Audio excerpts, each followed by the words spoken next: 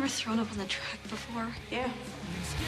Get ready to meet your newest Girl Scout, Babe Ruthless! And whip it. And if you start singing Devo, I'm gonna whoop your ass. Hey, man, you know you want to do it. That's a Carlisle thing. I'm not gonna whip it. No, I was not gonna say that. Let's whip it, baby.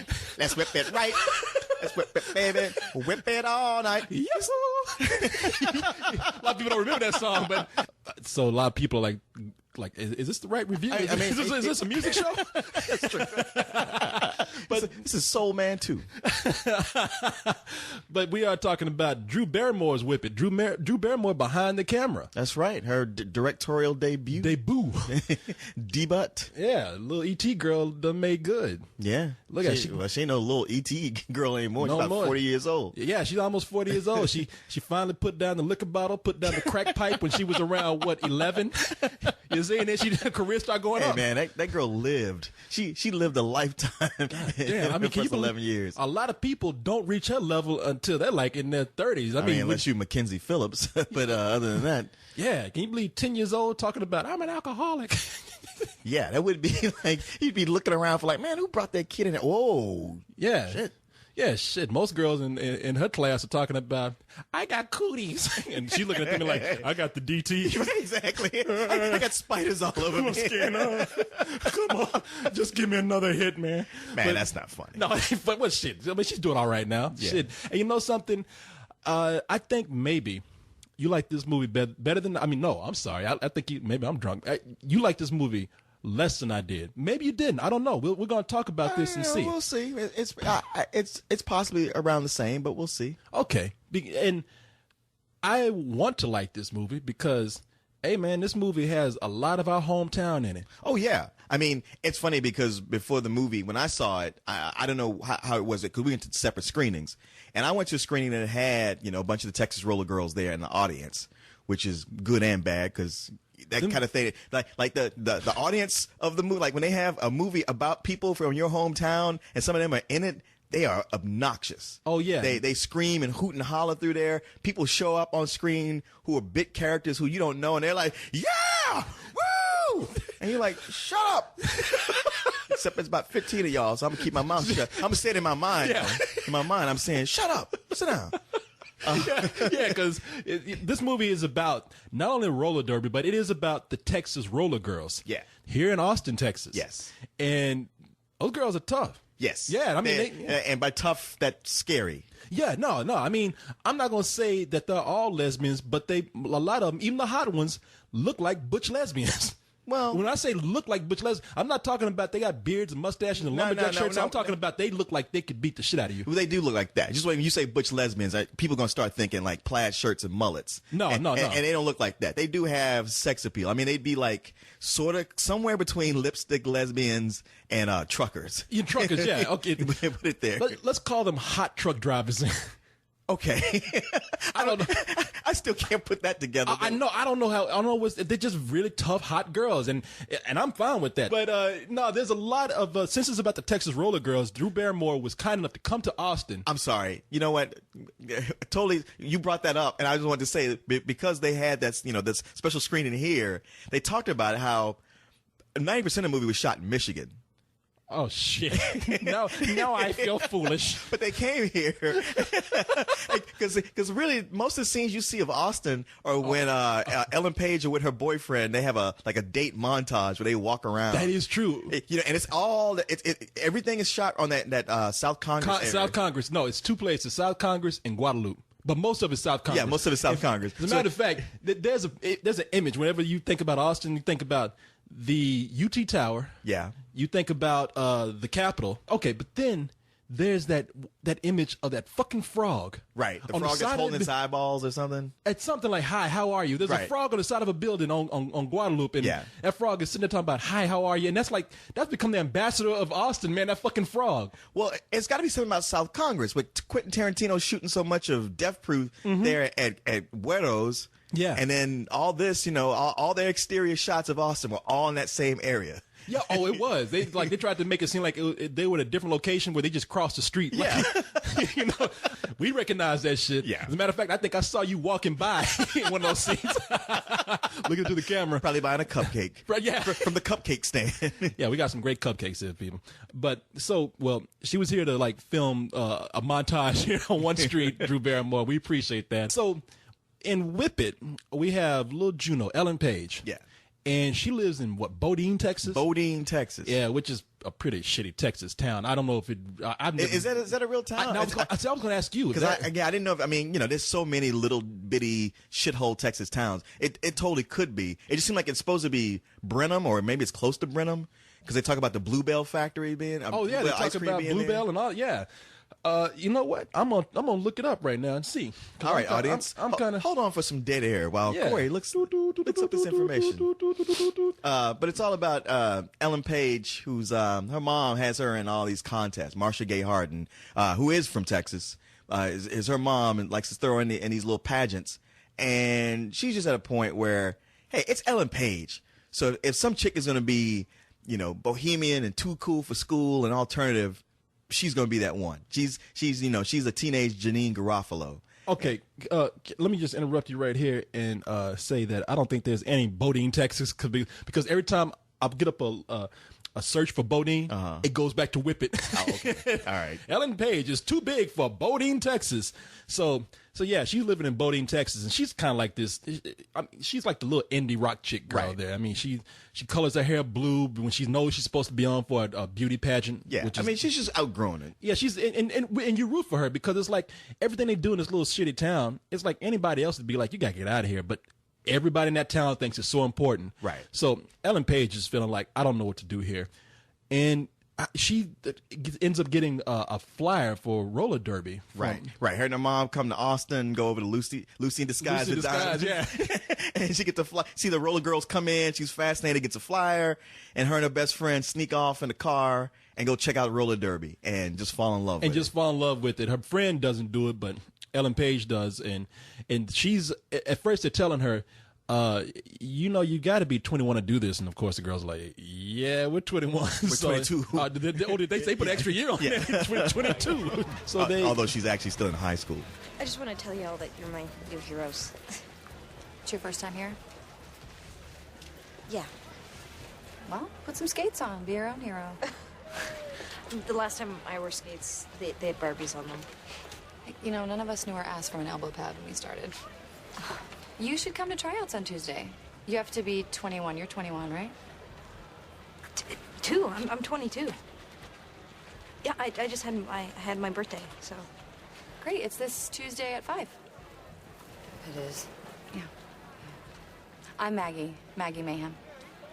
I'm Bliss, but I could change that. Yeah, you'll have to change that. Yeah. So she ends up joining the roller derby league and having to find ways to sneak to Austin, Texas, which is like, an hour away, 2 hours away? Yeah, because an hour away, she rides the bingo bus. But the whole thing is she tries out and she sucks, but I guess she sucked less than all the other new recruits. And it turns out she's like the fastest skater they got. Probably because she's so tiny. Because she's so tiny. She's like Tinkerbell. Yeah, she's so small, and so she's a fast. She quickly becomes a valuable player. Right. On already a team that loses every match. Yeah, and meanwhile she's having to keep all this hidden from her overbearing mom, which is Marcia Gay Harding. The team that little Ellen Page joins, they're all pretty much older women. I mean, they're women who are in their 30s, 40s. Yeah, it's Drew Barrymore, Kristen Wiig, Juliette Lewis. Well, Juliette Lewis she's the mean girl on the other team. Yeah, she's the evil. She's on the evil team. She's on the bad team. You always got to have the evil team in these kind of movies. You got Eve, who's out there. Yeah, and they all have names like Smashley Simpson and Rosa Sparks. And, you get the point. Yeah, you get it. I mean, hey, man, I went to one of the live ones here, and it's kind of cool. It's very punk rock, but it was one of these things where, like, well, I enjoyed it when I went, but at the same time, I was like, yeah, I can't figure out how this game works. No, you just go there just to drink beer and just cause a ruckus with all the other fucking hipsters there, But this movie it really, like you said, it was nothing special. It really is not. Well, you know what? I mean, the thing is, it's one of these, to me, it strikes me as one of these movies where if I tell you about it, it'll sound so cool because there's a lot of great elements, and a lot of likable things, like lots of likable people, great actresses and actors in this movie. But at the end of the day, it is just a cliche sports movie like almost any other. It's a sports movie and a come-of-age movie together, but they don't do anything special or different. No, and that's okay with me. I mean, the way people were talking about it before, because they had this buzz like, oh, this movie's fantastic, it's great. I mean, I heard these words to describe the film, and I saw it before a lot of people were saying these things, and I came out thinking like, I liked it. Maybe if they had built me up too much for it, I'd be a little disappointed. But I came out thinking like, you know what, this is a decent little film. It's as you said, it's very likable. I thought the best word I could use to describe it is cute, because it's very safe. You know how things are going to work out.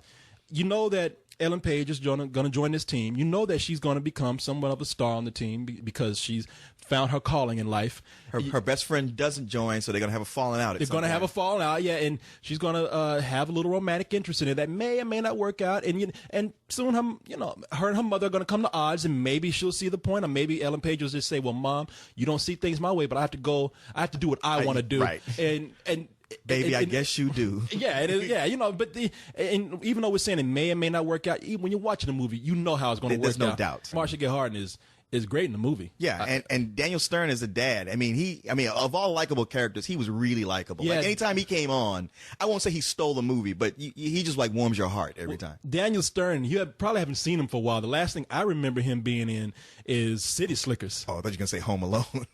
Oh, that's right. He was like one of the burglars trying to break in. Yeah, and that dude's put on some weight, man. That's why I couldn't recognize him. Hey, man, time has passed. Time has passed. Actually, probably the last time. Well, I won't say you saw him, but he was the voice of the narrator on the Wonder Years. Oh, that was him? Yeah. All the people in the movie, he's the one that's just kind of like, hey, I'm just old down to earth Joe. You're right. From the beginning of the movie, he might as well look at the camera and say, you know what, you're going to like me. But there's some other people in the movie that I really do like. I love the camaraderie with the team. Sure. That whole team, and I'm sorry to say Juliette Lewis, but Drew Barrymore is one. She's also in the movie. Right. She kind of flits in and out, though. She's not. Well, she's doing double duty. She's directing, so she's not in it that much. I know. But it's weird because her character comes in and she seems to be either drunk or stoned. It's like there's a story there that never really gets touched on. It's like that whole rollerblading subculture just seems to cater to just a bunch of misfit and quirky personalities. Right. Like the coach for the team is actually a guy. And who is it? Andrew Wilson. It's one of the Wilson brothers. Oh, is he? Okay, because I didn't really recognize him. Yeah, Andrew Wilson is one of the Wilson brothers. He's the coach Razor, and he's funny. I mean, he is. He's you watch him and you say this is the reason why I like the Wilson brothers, right? Because he just has this no matter how tough things get, he knows the right thing to say, but it's so deadpan and sarcastic. Yeah, and Jimmy Fallon, who annoys me sometimes. They use his annoyingness to full effect. Like he's supposed to be somewhat annoying. Yeah, they do treat him pretty bad. I mean, they treat him like shit. All the dudes, they treat him like shit in this movie. Yeah, they do. They do. Every last one of them. Now that I think about it. Yeah, no, they do. Every guy in this movie is like, I mean, you never see them getting abused, but you think like off camera they're getting slapped. They're never getting to speak up and say their mind, and the minute they do, they're getting made fun of and they're like cock teasing Jimmy Fallon through the whole movie. I mean, this movie is very sadistic towards men mentally. It's mentally cruel towards guys, but hey, look, women have had to put up with this shit for a long time. So good, have your movie. You know what? You're absolutely right. Just don't pull that shit out in real life. No, have your movie because I do think it's a fun film. I like the Leah Shawkat, that actress who played her best friend in the movie. Now, I thought her best friend was hot. Did you? Because I was thinking like, man, we need to mention her because she's like the ugly friend that everybody ignores. See, to me, she's the one that everybody ignores where I'm looking at going like, actually, this girl has it going on. You look at her body, she don't look like no little kid. No, believe me, I did look at her body. Hey, look, I mean, she's, her face is covered in freckles, which normally I'm like, but I don't know. She had something about her. I was like, man, given the choice between these two, I'd go after her. I'm saying what other people would do. You damn right I looked at her body. I looked at her body before I saw her face. I don't mean nothing to me. Freckles be damned. I'll have sex with her and connect the dots afterwards. You know what? That will shock no one that you just said that. the girl's over 21. Oh, I know. In real life. I mean, no. Just as you said, yeah, I'd do that, girl. Well, of course you would. Yeah, no, but you know what? But yeah, that is the thing. Like her saying she's 22. Like, yeah, I believe that. Believe that, yeah. In all seriousness, and all joking aside, she was a very strong supporting character. She for really Ellen was. Page. When we say that we've seen all this before and it's all familiar, I would say that it's like comfort food. And maybe I'm just kind of biased too because I'm always rooting for females as they get older, because I know Hollywood treats women like shit when they get older. Oh yeah, no. In Hollywood, for women, it's like Logan's Run. When you in your 30s, yeah, it's like, sorry, sweetheart, we got to retire you. Yeah, you can start playing moms and grandmothers. Actually, we don't even want you doing that. Yeah. Just go. Yeah, it's funny because moms are getting younger in movies. Yeah, exactly. You got 18-year-old girls coming in trying to act like a 50-year-old mom. Hi, honey. Yeah, it's funny. I was watching that show Hung, and there's this hot redhead on there. And another day, I noticed, like, wait, she plays the mom on the Jonas Brothers TV show. It's weird. Yeah, no, it's, you know, in real life, the Jonas Brothers are like, yeah, you're not really my mom, you know, why don't you drop them pants? No, but they, you know, them Jonas Brothers are nasty, don't they try to put that in? All this shit about the promise rings, and, we're saving it for Jesus. Like, shit, yeah, you know they're talking to girls real nasty and said, hey, honey, that vagina's not going to eat itself. Joe, how could you say that to me? Bitch, please. I'm Joe Jonas. Ain't nobody gonna believe you. Yeah. You think they're gonna believe you, or they gonna believe me? Yeah, bitch, I got a mouse on my side. Get the fuck on that. No, my point is that I'm really happy to see Drew Barrymore get behind the camera and direct. I wish more women would think ahead like this and consider a career of the producing and directing, because Drew Barrymore produced those Charlie's Angels movies. And she produced Donnie Darko. See? Yeah. So I'm just saying, I'm really rooting for her with this film. And as long as I wasn't disappointed, I thought it was terrible, then I was satisfied with it and enough to give it a matinee. No, see, I was going to give it a matinee too. It was going to be a low matinee though. I gotta tell you. I mean, I did vacillate. You always have to one up me, don't you? I was kind of going rental for a while because there's this whole romance for Ellen Page that just felt crowbarred in, and I don't understand. I mean, look, to me, Ellen Page, you know, like, she's got the body of a 12-year-old. I mean, you know, she's, you know, how they believe she was 22 instead of 17. I'm like, how? Because she looks 12. Yeah. But, you know, she's very pretty. Oh, she is. And yet she falls in love with this guy who looks like DJ Qualls. So I'm just like, I don't understand the appeal. Man, she falls in love with the kind of guy that every chick falls in love with here in Austin. And those fucking guys with those goddamn ugly ass mustaches, those tight jeans, and those fucking pussy ass faggoty haircuts.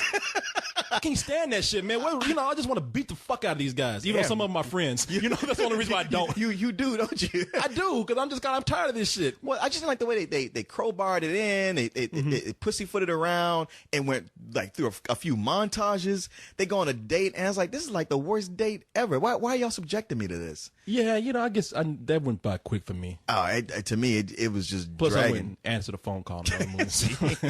Oh, please don't think me perverted.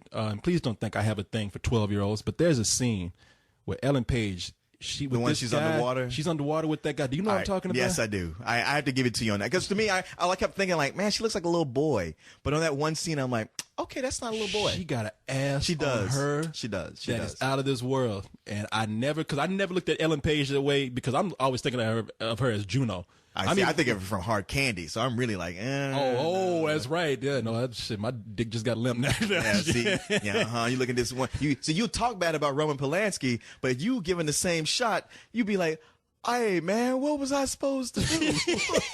Come on, brother. Well, it's nice to know they'll accept me in France. We're number two.